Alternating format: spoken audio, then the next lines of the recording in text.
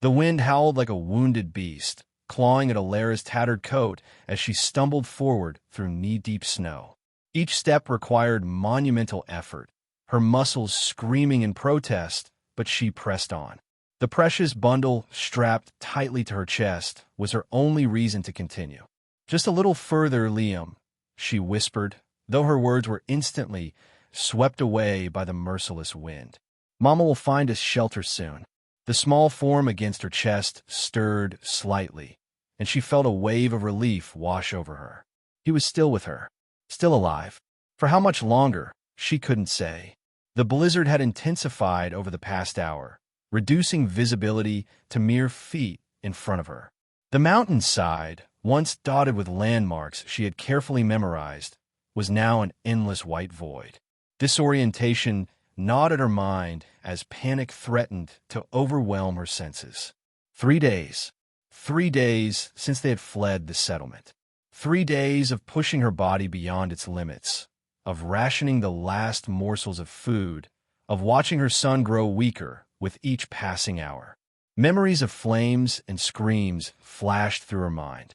The settlement had been their last hope after months of wandering. A small community of survivors who had banded together after the collapse.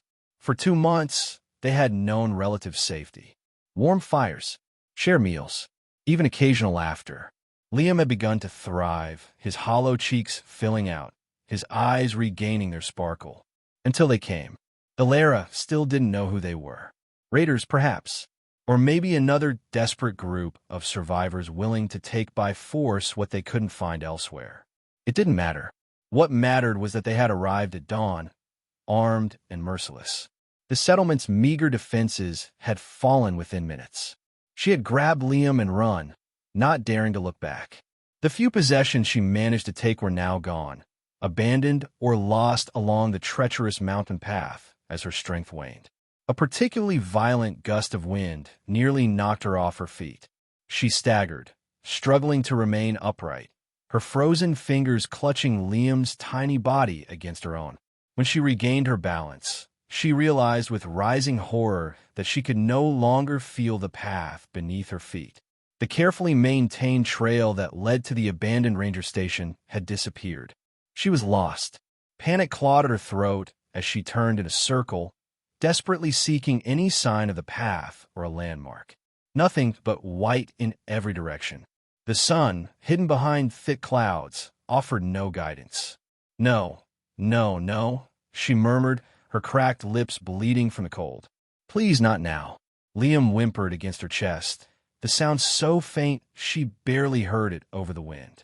When she peeled back the layers of fabric to check on him, his face was alarmingly pale, his lips tinged with blue. "Liam? Liam, baby, stay with me." She patted his cheek gently, feeling tears freeze on her face. His eyes fluttered open for the briefest moment, unfocused and distant, before closing again. Desperation fueled a final surge of energy as Alara pushed forward, no longer caring about direction. Shelter. They needed shelter. The terrain began to slope downward, and she followed it, hoping it might lead to some kind of valley or protected area. Her legs moved mechanically now, numb from cold and exhaustion. Each breath was torture, the frigid air burning her lungs. When she stumbled on a hidden rock and fell, her body simply refused to rise again. She lay there, half buried in snow, feeling it seep through her clothes. For a moment, the strange warmth that precedes freezing to death tempted her to remain still, to surrender to the inevitable. Then Liam coughed weakly against her, and reality crashed back. With agonizing effort, she dragged herself to a nearby rock formation, a small outcropping that offered minimal protection from a wind. It wasn't enough, not nearly enough, but it was all she had. Alara unwrapped her outer layer, a tattered coat that had once belonged to someone much larger than her, and used it to create a small cocoon around herself and Liam. She cradled him in her arms, pressing his cold face against her neck, trying to transfer what little body heat she had left to him. "It's okay, my love," she whispered, rocking gently. "It's okay. Mama's here." The storm raged on, indifferent to their plight. Snow piled against the rock, gradually enclosing them in a frigid tomb. Alara knew what was happening, knew what was coming. Yet somehow, a strange calm settled over her. Her thoughts drifted to another time, another life. Liam's birth in a world already falling apart. His father's face when he first held him, full of awe and terror at bringing a child into such uncertainty. The promises they had made to protect him at all costs. She had kept that promise, she thought. She had tried. For 2 years, she had fought against impossible odds to keep him alive. After losing everything else, her husband, her home, her entire world, she had poured every ounce of her strength into protecting this one precious life. And now it was ending. Here, on this nameless mountainside, with no witnesses except the howling wind. "I'm sorry," she murmured into Liam's soft hair. "I'm so sorry, my beautiful boy." His breathing was shallow now, barely perceptible. Alara tightened her arms around him, shielding him with her body as she had done since the day he was born. If death was coming for them, it would have to take her first. The cold penetrated deeper, reaching her bones, her heart. Numbness spread through her limbs, bringing with it a treacherous comfort. Her eyelids grew heavy, impossible to keep open. As consciousness began to slip away, Alara allowed herself one final, selfish thought. At least they would be together. At least Liam wouldn't be alone when the end came. At least, in this one small way, she hadn't failed him completely. "I love you," she breathed, the words barely audible even to herself. "I have always loved you." Then darkness claimed her, and the storm raged on. Warmth. That was Alara's first conscious thought. Warmth against her face, her fingers, her toes. It made no sense. She kept her eyes closed, certain she was dreaming, or perhaps experiencing some final hallucination before death claimed her completely. The warmth was too perfect, too encompassing to be real. Not after the biting cold that had seeped into her very core. Yet with the warmth came other sensations. A soft weight covering her body, the smell of smoke and pine, a gentle crackling sound, and breathing, not her own, someone else's. Fear shot through her, instantly banishing the fog of confusion. Liam. Where was Liam? Her eyes flew open, immediately stinging from the unexpected light. She blinked rapidly, trying to orient herself in this impossible new reality. She was lying on what felt like a pile of furs and blankets, in what appeared to be a small, dimly lit space. A fire burned in a makeshift stone hearth nearby, explaining the warmth and the crackling sound. But Liam, a small movement beside her revealed her son, wrapped in a clean blanket, his face peaceful in sleep. His chest rose and fell steadily, his color restored to a healthy pink. Relief crashed over her with such force that a sob escaped her throat before she could suppress it. They were alive. Somehow, impossibly, they were alive. But where? And how? The sound of movement from the other side of the fire answered one of her questions. A figure rose from where it had been sitting, partially hidden in shadow. A man, tall and broad-shouldered, with a face weathered by exposure and time.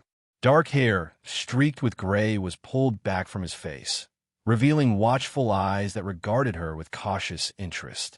Alara instinctively pulled Liam closer, her body tensing despite its weakness. The man noticed the movement and stopped, keeping his distance. "You're awake." His voice was deep and rough, as though rarely used. "Good. Wasn't sure you'd make it." Alara tried to speak, but her throat was too dry. She coughed painfully, which prompted the man to reach for something out of her sight. He approached slowly, holding out a crude cup.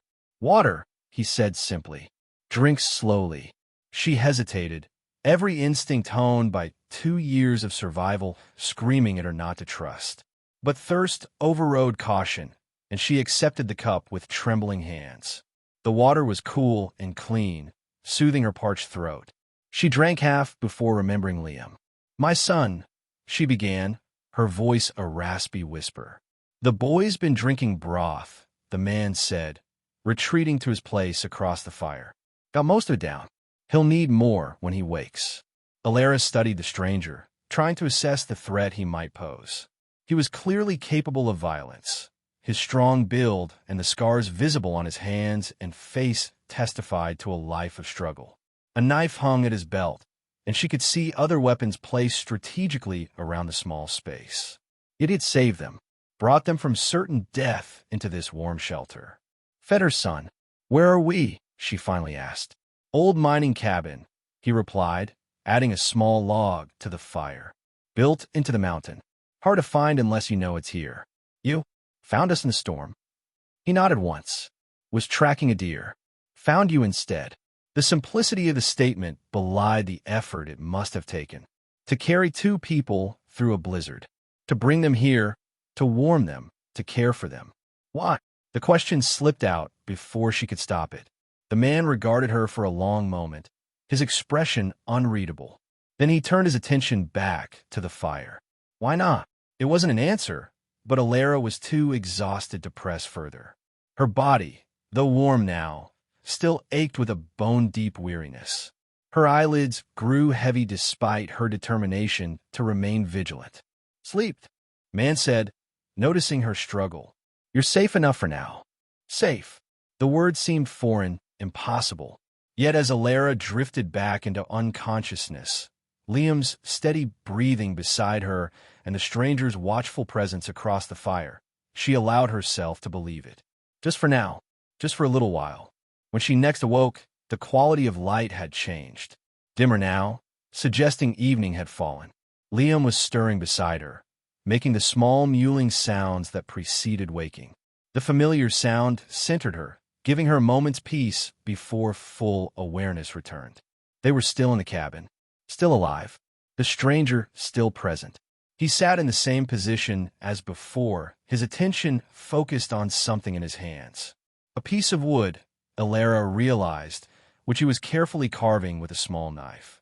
His movements were precise and economical, suggesting long practice. Liam's eyes fluttered open, immediately filling with confusion and fear at the unfamiliar surroundings. Before he could cry out, Alara gathered him into her arms. "It's okay, my love," she murmured. "Mama's here. We're safe." The boy buried his face against her neck, his small body trembling. Alara stroked his back, murmuring reassurances, aware of the stranger watching them with guarded interest. "He needs food," the man said abruptly, setting aside his carving. "You too." He moved to a crude shelf where several containers were stored, returning with a small pot that he placed near the fire to warm. The smell that wafted from it made Alara's stomach clench painfully, reminding her how long it had been since she'd eaten. "It's just rabbit stew," the man said, misinterpreting her expression. "Nothing fancy." "It smells wonderful," she said honestly. "Thank you." The words felt inadequate for what this stranger had done, but they were all she had to offer. He acknowledged them with a slight nod. When the stew was warm, he filled 2 bowls, bringing them over with the same careful, slow movements he'd used before, keeping his distance, avoiding sudden gestures. Like approaching a wild animal, Alara thought. She supposed that's what they must seem like to him. Liam was reluctant to eat at first, clinging to Alara and eyeing the stranger with suspicion. But hunger eventually won out, and he accepted small spoonfuls of the rich broth. "What's your name?" Alara asked after several minutes of silence. The man seemed surprised by the question. "Kale," he said finally. "I'm Alara. This is Liam."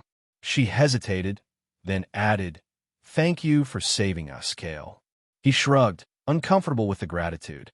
"Storm's still bad. Probably will be for days. You can stay until it passes." The implications were clear. This was temporary, a respite, not a solution. Once the storm cleared, they would be expected to move on. Alara felt a pang of disappointment, but quickly suppressed it. They were alive. That was more than she had dared hope for just hours ago. "We won't be a burden," she promised, "and we'll leave as soon as it's safe." Kale studied her for a moment, then returned to his carving without comment. Alara took the opportunity to properly examine their shelter. The cabin was small but sturdy, its walls a combination of rough-hewn logs and stone. The single room contained little furniture, just a wooden table and stool, some shelves, and the pallet of furs where she and Liam had been sleeping. Kale's own sleeping area appeared to be nothing more than a blanket near the fire. Had he given up his bed for them? Various tools and supplies hung from hooks on the walls. Dried herbs and meat suspended from the rafters. A stack of firewood beside the hearth. Everything organized with pragmatic efficiency. Liam finished his stew and began to explore his immediate surroundings, his natural curiosity gradually overcoming his fear. His small fingers traced the patterns in the furs, his eyes darting occasionally to Kale with wary interest.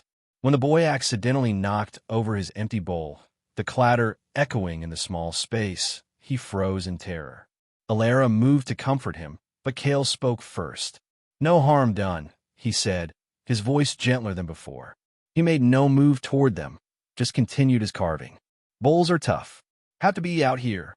The simple acceptance seemed to reassure Liam more than any consolation could have. He relaxed slightly, venturing to pick up the fallen bowl and hand it to Alara. "Good boy," she murmured, kissing his forehead. Outside, the wind howled with renewed vigor, rattling the shuttered windows. Alara shivered involuntarily, remembering the biting cold, the certainty of death that had enveloped her just hours ago. "Thank you," she said again, needing Kale to understand the depth of her gratitude. "We would have died out there." Kale's hands stilled on his carving. For a long moment, he said nothing, just stared into the flames. When he finally looked up, his expression was unreadable. "Get some rest," he said. "Both of you."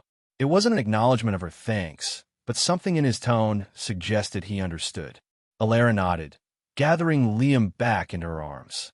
The boy was already drowsy again, his small body still recovering from their ordeal.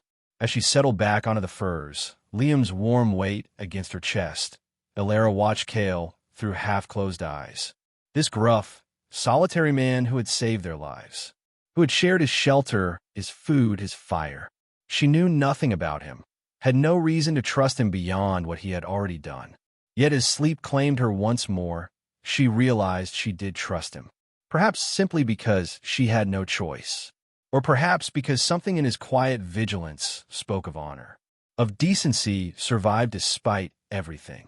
In this broken world, that was rare enough to be precious. 3 days passed in the cabin, marked by the steady fall of snow outside and the rhythmic routine inside.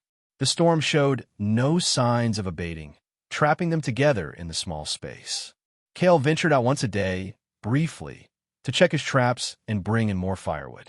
The rest of the time was spent in a cautious dance of coexistence. Alara recovered her strength gradually, moving from the pallet to help with small tasks around the cabin. Preparing food, mending a torn blanket she found in Kale's supplies, keeping Liam occupied and quiet. Kale watched them with wary curiosity, maintaining his distance, but growing incrementally less guarded. He spoke rarely, and when he did, it was usually to Liam, answering the boy's hesitant questions with surprising patience. On the 4th morning, disaster struck. Liam woke burning with fever, his small body shaking with chills despite the warmth of the cabin. When Alara unwrapped his layers, she found an angry red infection spreading from a cut on his leg, one he must have received during their desperate flight through the mountains. "No, no, no," she murmured, panic rising in her throat. They had no medicine, no doctor, nothing to fight the infection that was clearly taking hold. Kale, alerted by her distress, approached and examined the wound with a grim expression. "Got herbs," he said, moving to his supplies. "And some moonshine, strong enough to kill whatever's in there." Alara nodded gratefully, helping him gather what they needed. The next hours were a blur of activity as they worked together to bring down Liam's fever. Kale cleaned the wound with his potent alcohol, the process making Liam scream in pain despite Alara's attempts to soothe him. They applied poultices of herbs that Kale had gathered and dried during the warmer months, wrapped the leg, and kept him hydrated with broth and water.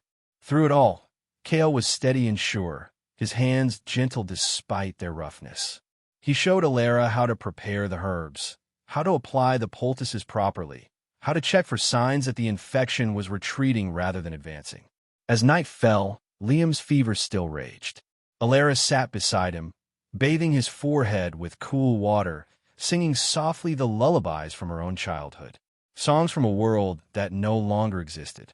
Kale sat nearby, keeping the fire strong, occasionally bringing fresh water or another blanket. His presence was oddly comforting, a solid anchor in the storm of her fear. "He's strong," Kale said during one of the rare moments when Liam slept peacefully. "Fighters, both of you." Alara looked up, surprised by both the observation and the hint of admiration in his voice. "We've had to be," she said simply. Kale nodded, understanding in his eyes. World doesn't leave much choice anymore. It was the closest they had come to discussing the broader reality that had brought them to this point. The collapse that had transformed the world from one of order and plenty to one of chaos and scarcity. Alara hesitated, then asked the question that had been on her mind since they arrived. "How long have you been up here?" "Alone." Kale's expression closed slightly, but after a moment, he answered, "2 winters. Almost 3 now. Since the beginning." He shook his head. "Was with others first. Down in the valley. Settlement larger than this one. 30, maybe 40 people. What happened?" Alara asked, though she suspected she already knew. Kale's jaw tightened. "Same thing that always happens. People got hungry, got scared, turned on each other." He poked at the fire, sending sparks upward. "Left before the worst. Found this place. Been here since." The simple narrative contained volumes of unspoken pain. Alara recognized it because she carried her own version of the same story. The world's end had revealed the best and worst in humanity, often in the same people, sometimes in the same moment. "Liam's father?" Kale asked after a while, surprising her with a personal question. Alara stroked her son's hair, remembering. "Gone. Almost a year now. We were with a group, traveling east. Heard there was a safe zone, a place where the government still functioned." She gave a bitter laugh. "Probably just a rumor. But we were desperate enough to believe it. Raiders hit us one night. Thomas, Liam's father. He held them off while I ran with Liam. He was supposed to follow." Her voice cracked. "He never did." Kale said nothing, but his silence was somehow more comforting than any words of sympathy could have been. He understood loss. Lived with it daily, just as she did. Liam stirred, whimpering in his sleep. Alara resumed her gentle singing, a song about stars and dreams and safety. "Pretty," Kale said quietly when she finished. "The song. My mother sang it to me," Alara replied. "And her mother before that. Funny the things that stay with you, isn't it? After everything else is gone." Kale's expression softened slightly. "Keep singing. Helps him." She did, one song flowing into another, until her voice grew hoarse and her eyes heavy with exhaustion. At some point, Kale moved closer, taking the claw from her hands. "Sleep," he said. "I'll watch him." Every instinct told Alara to refuse, to keep her vigil until Liam was out of danger. But her body betrayed her, swaying with fatigue. "Wake me if anything changes," she insisted. Kale nodded. "Promise." It was enough. Alara curled up beside her son, one hand resting on his chest to feel each precious breath. The last thing she saw before sleep claimed her was Kale, his weathered face gentle in the firelight as he bathed Liam's forehead with the same careful attention he gave to all his tasks. Somewhere in that moment, something fundamental shifted between them. A fragile trust born of shared purpose and mutual respect. Not quite friendship, but something equally valuable in this harsh new world. Alliance, perhaps, or the beginnings of it. By morning, Liam's fever had broken. The infection, caught early enough and treated with Kale's knowledge of wilderness medicine, began to retreat. The boy remained weak but alert, even smiling when Kale carved him a small wooden toy, a simple bird with wings that flapped when pulled by a string. Over the next days, as Liam recovered and the storm gradually lost its fury, the atmosphere in the cabin changed. The silences between them grew comfortable rather than tense. They worked together on small projects, repairing a leak in the roof, organizing supplies, preparing meals, with increasing ease. Liam blossomed in this new stability, his natural curiosity and resilience reasserting themselves. He followed Kale around the cabin, watching everything he did with rapt attention. To Alara's surprise, Kale seemed to enjoy the boy's company, explaining his tasks in his gruff, straightforward way, occasionally even demonstrating things specifically for Liam's benefit. One evening, as they sat around the fire after Liam had fallen asleep, Kale asked Alara about her life before. Not the immediate before of the collapse, but the deeper before. Who she had been in the world that was lost. "I was a teacher," she told him, surprised by how distant that life seemed now. "Elementary school. 3rd grade." She smiled at the memory. 8-year-olds, full of questions and energy and strange ideas. "You're good with the boy," Kale observed. "Patient. He makes it easy," Alara said, glancing at Liam's sleeping form. "He's never known anything but this world, yet he still finds joy in small things. Still trusts. Still hopes." She sighed. "Sometimes I wonder if that's a gift or a cruelty." Kale considered this. Gift, he decided. Hope's what keeps us human. "What about you?" Alara asked. Before. He was quiet for so long she thought he wouldn't answer. When he did, his voice was low, almost reluctant.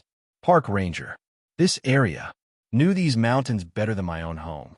The revelation explained much about his skills, his knowledge of the terrain and wildlife, his self-sufficiency. "That's why you survived," Alara said, "when others didn't." Kale shook his head slightly. "Knowledge helped, but survival's mostly luck. Being in the right place. Or the wrong one, depending on how you see it." They fell silent, each lost in their own thoughts. Outside, the wind had died down to a gentle whisper, the storm finally releasing its grip on the mountain. "Storm's ending," Kale said, voicing what they both knew. "Another day, maybe 2, paths will be clear enough." The unspoken question hung between them. Would Alara and Liam leave when the weather permitted? Where would they go? "I don't know what's out there anymore," Alara admitted. "We've been moving for so long, just trying to stay ahead of winter. Ahead of danger." She stared into the fire. "I don't know where safety is." Kale's answer surprised her. "No such thing as safety," he said bluntly. "Not anymore. Just places with different kinds of danger." It was a harsh truth, but one Alara had already accepted in her heart, if not fully in her mind. The world they had known was never coming back. Security, in its old sense, was a luxury they could no longer afford. "Then what's the point?" she asked, the question escaping before she could stop it. "Why keep fighting?" Kale looked at Liam, then back at her. "Him," he said simply. "Next generation. Maybe they build something better from what's left."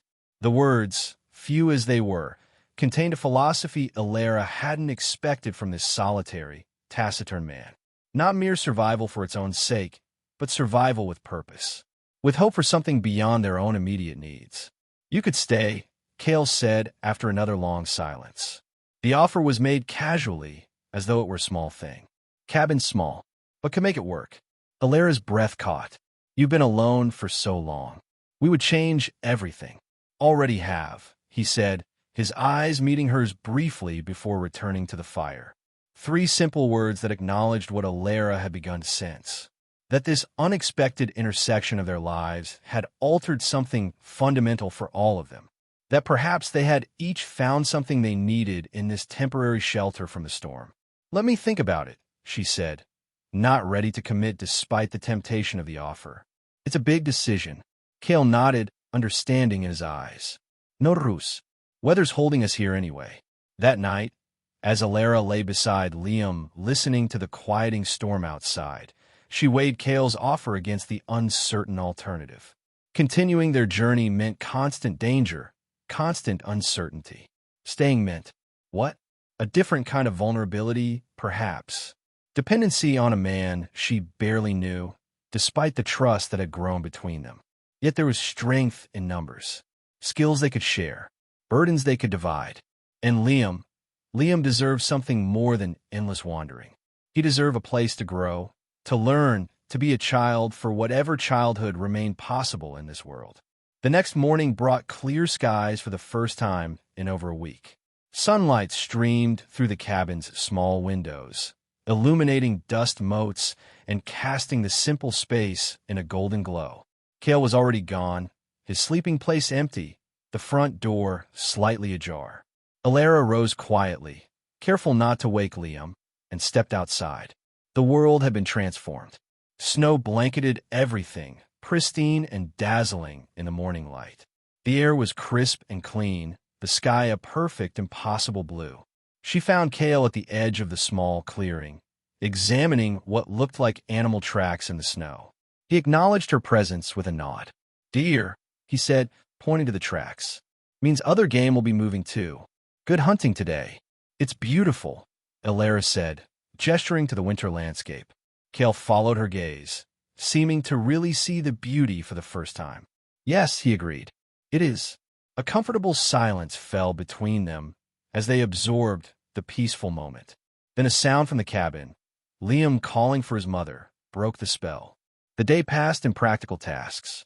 Kale indeed went hunting, returning mid-afternoon with a small deer slung over his shoulders. He taught Elara how to help him prepare it, preserving every useful part: the meat that would sustain them, the hide that would become clothing or containers, the bones that would become tools. Liam watched with fascination, his natural squeamishness overcome by curiosity as Kale explained each step in a straightforward manner.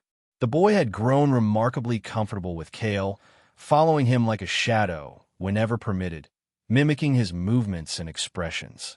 As they worked together, Elara found herself imagining a future here. The three of them expanding the cabin when spring came, planting vegetables in the small clearing, building a more permanent life. It was tempting, so tempting that it frightened her with its intensity. That evening, as they shared a meal of fresh venison, the comfortable silence was shattered by a sound that froze the blood in Elara's veins. Human voices, distant but distinct, approaching. Kale was on his feet instantly, extinguishing the fire with a bucket of water kept ready for that purpose. The cabin plunged into darkness. Under the bed, he whispered urgently to Elara, pointing to his own sleeping place, which she now realized concealed a shallow space beneath the floorboards. "Both of you." Now, Elara scooped up Liam without question, the boy thankfully remaining silent despite his obvious fear. Kale lifted the pallet, revealing the hiding place just large enough for them. They squeezed inside, and he covered them again, leaving only a small gap for air. Through that gap, Elara watched as Kale gathered his weapons. The knife from his belt, a crude but effective spear, a heavy axe.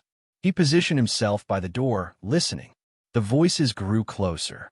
Men, at least three of them, talking and laughing with the confidence of those who feared nothing in this wilderness. Raiders, Elara guessed, or hunters of a different sort. Liam trembled against her, and she held him tightly, one hand covering his mouth gently to ensure his silence. The voices were just outside now. Someone tried the door. Locked, a gruff voice called. "But there's smoke from the chimney. Someone's inside." "Hello in there," another voice shouted. "We're just travelers, looking for shelter." Kale remained motionless, silent, waiting. "Come on, man. It's freezing out here. We know you're in there." More rattling of the door. Then a different voice, lower, more menacing. "Break it down. Whatever supplies are in there. We need them more than whoever's hiding." Elara's heart hammered at her chest. She had seen what men like these were capable of. Had run from them, hidden from them, lost everything to them more times than she could count. The first impact against the door made the whole cabin shudder. Kale adjusted his grip on the axe, his expression cold and focused. The second impact splintered wood. The third would break it open. Then suddenly a new sound, a distant howl, followed by another and another. Wolves. Close. The men outside fell silent. "Shit," one of them muttered. "That's a big pack." "Forget this place," another said urgently. "We need to find better shelter. Those wolves sound hungry." But now, the sound of retreating footsteps, hurried and careless. Then silence, broken only by the occasional howl, more distant now. Kale remained motionless for several minutes, listening. When he finally relaxed his stance, moving to lift the pallet and help Elara and Liam out, his expression was grim. "They'll be back," he said, rebuilding the fire with practiced efficiency. "Not tonight.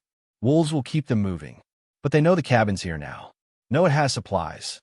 Elara held Liam close, the boy still trembling from the encounter. How many wolves? 2, maybe 3, Kale said. I was mimicking them. Old Ranger trick. Relief and admiration washed over her. You saved us. Kale shrugged, uncomfortable with the praise. Bought time. That's all. He secured the damaged door as best he could, then turned to face her directly. You need to decide. Stay or go. Either way, not safe here now. The ultimatum hung in the air between them. Alara understood its gravity. Those men would return, possibly with more. The sanctuary of the cabin was compromised. If we stay, she said slowly, we fight together. If we go, where? Kale considered this. There's another place. Higher up, old fire lookout tower. More defensible, better visibility. He paused. Harder living, especially in winter. But possible? He nodded. With work. With time. Alara looked at Liam, who had calmed somewhat, but still clung to her. Then back at Kale, this man who had saved them twice now, who offered a partnership of necessity that had somehow begun to feel like something more. We stay, she decided. We fight if we have to. We build something better. She met his gaze steadily. Together, something shifted in Kale's expression. A tension releasing. A decision confirmed. He nodded once, acceptance, and perhaps something more in the gesture. Together, he agreed. The path ahead would not be easy. The world remained harsh and unforgiving. Dangers lurked around every corner. But in that moment, in that simple acknowledgement of shared purpose, Alara felt something she had almost forgotten. Hope, not for the world as it had been, but for a world they might create from its ashes. As night deepened around the cabin, as Liam finally relaxed into sleep between them, Alara and Kale began a plan. The move to the lookout tower, the supplies they would need, the defenses they would build. Their voices were low and practical, focused on survival. Yet beneath the practicalities ran a current of something deeper. Connection, understanding, the recognition that in this broken world, they had found something precious. Not safety, perhaps. Kale had been right about that. There was no true safety anymore. But there was warmth. There was trust. There was the possibility of building something meaningful from the ruins of what had been lost. Outside, the moon rose over the snow-covered mountain, casting long shadows across the pristine white. The world was silent now, peaceful in its cold beauty. Inside the cabin, the fire burned steadily, casting its warm glow over the 3 figures huddled in its light. They'd come so close to ending. Alara and Liam, frozen and forgotten on a mountainside. Kale, alone in his solitary existence. Yet chance, or fate, or something else entirely, had intervened. A mother and child, wrapped together against the cold, had closed their eyes to die. Instead, they had awakened to warmth, to hope, to a future none of them could have imagined just days before. As Alara drifted towards sleep, Liam's steady breathing beside her and Kale's watchful presence across the fire, she allowed herself to believe, not in safety, but in possibility, not in certainty, but in shared strength. In this harsh new world, perhaps that was enough. The next morning dawned clear and cold. No time was wasted as they prepared for what was to come. Kale took Alara outside, away from the cabin, and showed her the path they would take to the lookout tower. It was steep and treacherous, especially in snow, but he knew every turn, every potential danger. We'll go tomorrow, he decided. First light. Spend today gathering what we can carry. Alara agreed, her mind already cataloging essentials. Food, water, medicine for Liam's leg, which was healing but still needed care. Blankets for warmth. Back in the cabin, they worked with quiet efficiency, sorting and packing. Kale revealed hidden caches of supplies he had accumulated over his years of solitude. Seeds saved for spring planting, tools cleverly repaired, medicines created from wild plants. Each item represented survival, foresight, the stubborn human drive to continue despite everything. Liam helped in his way, solemnly carrying small items where directed, his little face serious with the importance of his tasks. He had adapted to their new reality with the resilience of childhood, accepting Kale as part of their unit without question. As Alara sorted through a box of clothing, she came across a photograph. Faded and creased from handling, it showed a younger Kale standing beside a woman and a child, a boy of perhaps Liam's age. All smiling, standing before a small house with mountains in the background. She looked up to find Kale watching her, his expression unreadable. "I'm sorry," she said quietly. "I didn't mean to pry." He crossed the room and took the photograph gently from her hands, looking at it for a long moment before tucking it carefully into his shirt pocket.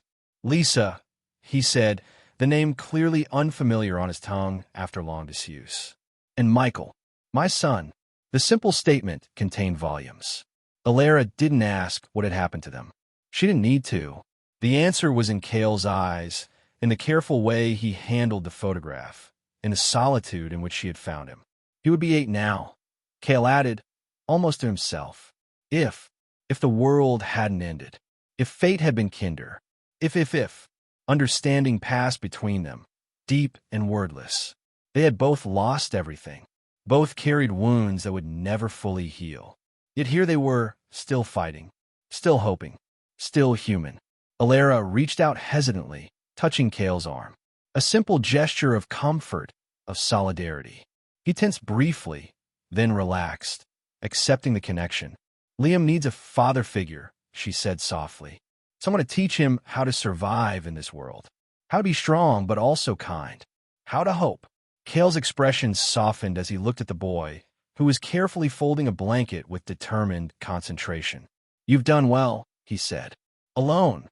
"Not anymore," Alara reminded him. "Not if we stay together." The implication hung between them, neither quite ready to define what together might mean beyond shared survival. Yet the seed had been planted, a possibility neither had dared consider before this moment. Their planning continued through the day, interrupted only by necessary breaks for meals and rest. By evening, they had assembled what they could carry, the essential tools of survival, but also small comforts. The wooden bird Kale had carved for Liam. A book Alara had somehow managed to keep through all their wandering. The photograph tucked safely away. As night fell, they shared a final meal in the cabin that had sheltered them through the storm.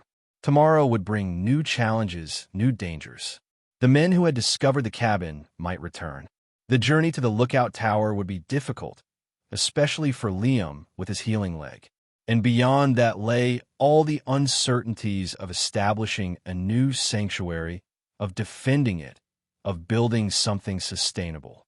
Yet as Alara looked at Kale across the fire, at Liam nestled between them, she felt an unfamiliar sense of peace. Not because the path ahead was clear or easy, but because they would walk it together. "What will we plant?" she asked suddenly, thinking of the seeds Kale had saved. "In the spring." The question was practical, but also deeply symbolic. Planting meant staying, meant believing in a future, meant creating something rather than merely surviving. Kale seemed to understand the deeper meaning. "Potatoes," he said. "Hearty. Good yield. Some carrots. Beans." He paused, then added flowers too, maybe, for color. The thought of flowers, useless, beautiful things, brought tears to Alara's eyes. What luxury, what hope, to consider beauty in this harsh new world. "I'd like that," she said softly. Outside, the wind picked up again, whistling around the cabin's corners. But inside was warmth. Inside was possibility. They slept that night in a tight circle near the fire. Liam, between them, protected from all sides. Alara's last thought before drifting off was that this fragile, unexpected connection was perhaps the most precious resource of all in a world stripped to essentials. Dawn came too quickly, gray light filtering through the cabin's small windows. They rose in silence, moving through final preparations with practiced efficiency. Kale secured the cabin as best he could, though they all knew it might not be there if they returned. Liam was subdued, sensing the importance of the day ahead. He stood patiently as Alara wrapped him in layers of clothing, preparing him for the journey. "Will it be far?" he asked, his first words of the morning. "Yes," Alara answered honestly. "But Kale knows the way and will carry you when you get tired." The boy nodded solemnly, then looked up at Kale with complete trust. Will there be wolves? Maybe, Kale said, matching the boy's seriousness. But they're more afraid of us than we are of them. This seemed to satisfy Liam, who nodded again and slipped his small hand into Kale's much larger one. The gesture, so natural and trusting, brought a momentary softness to Kale's weathered face. They left as the sun crested the eastern mountains, casting long shadows across the snow. Kale led the way, breaking trail through the deep drifts. Alara followed with Liam, who insisted on walking at first despite his still healing leg. The ascent was steep, the air growing thinner as they climbed.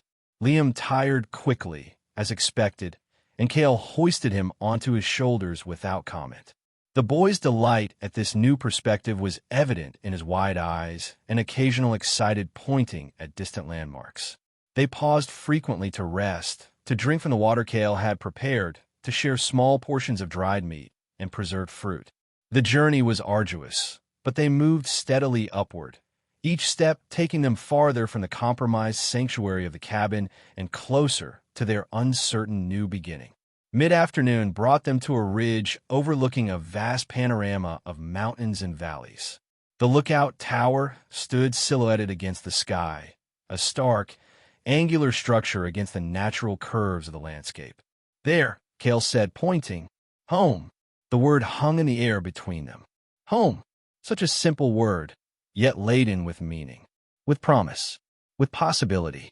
They reached the tower as the sun began its descent toward the western horizon. It was more substantial than Alara had expected, a stone and metal structure built to withstand the mountain's harshest weather. The lower level was enclosed, with small windows offering views in all directions. Above, an observation platform provided a 360-degree panorama of the surrounding wilderness. Kale unlocked the heavy door with a key he produced from around his neck. Found this place my first year, he explained as they entered. Stocked it, just in case. The interior was cold and dusty, but solid. A small wood stove dominated one corner. Shelves lined the walls, some already containing supplies. There was little furniture, just a table, 2 chairs, a narrow cot. Not much, Kale acknowledged, seeing Alara's assessment. But defensible. Good visibility. It's perfect, she said, meaning it. The space was small but sturdy, hidden yet commanding a view of all approaches. A fortress of sorts, in a world where safety was an illusion but survival remained possible. They spent the remaining daylight settling in. Kale got the wood stove working, filling the space with blessed warmth. Alara organized their supplies, creating a sleeping area for Liam with blankets and furs. The boy explored every corner of their new home, his energy returning after the long journey. As night fell, they gathered around the stove, sharing a simple meal. Through the windows, stars appeared one by one in the darkening sky, brilliant and untouched by the world's collapse below. Look, Alara said to Liam, pointing upward. Remember the song about the stars? How they guide travelers home. Liam nodded, his eyes wide with wonder. Sing it, Mama. So she did, her voice soft in the quiet room. The lullaby about stars and dreams and safe harbors found after long journeys. Kale listened silently, his expression thoughtful. When the song ended, Liam's eyelids were drooping. Alara carried him to his makeshift bed, tucking the blankets around him securely. Tomorrow we'll make this place more like home, she promised, kissing his forehead. We'll stay here for a while. With Kale? Liam asked drowsily. Alara glanced at the man, who was stoking the wood stove, his back to them. Yes, she said. With Kale. The boy smiled, already half asleep. Good, he murmured. He keeps us warm. The simple observation, so true yet so incomplete, brought tears to Alara's eyes. Yes, Kale had kept them warm, had saved them from freezing to death on that mountainside. But he had given them something more, something harder to define. A chance, a choice, a future. When Liam was fully asleep, Alara joined Kale by the wood stove. They stood together in comfortable silence, watching the flames through the small glass window in the stove's door. Thank you, she said finally. Not just for saving us that first day. For everything since. Kale shook his head slightly. Works both ways, he said. Was surviving before. Now, he paused, searching for words. Now, I might be living again. The distinction was profound. Survival was animal, instinctive. Living was human, was choice and meaning and connection. I think you're right, Alara said softly. Outside, the wind picked up, swirling snow against the windows. But inside was warmth. Inside was the beginning of something new, something precious. A family forged not by blood, but by choice. By shared struggle. By mutual need that had somehow transformed into something deeper. Alara thought of how close they had come to ending. She and Liam, wrapped together against the cold, waiting for death to take them. Instead, they had awakened to warmth, to Kale, to possibility. The world remained harsh. Dangers still lurked beyond their doorstep. The road ahead would be difficult, filled with challenges they could not yet imagine. But they would face it together. 3 survivors who had found in each other something worth fighting for. Something worth building. Something worth hoping for. In this broken world, that was miracle enough.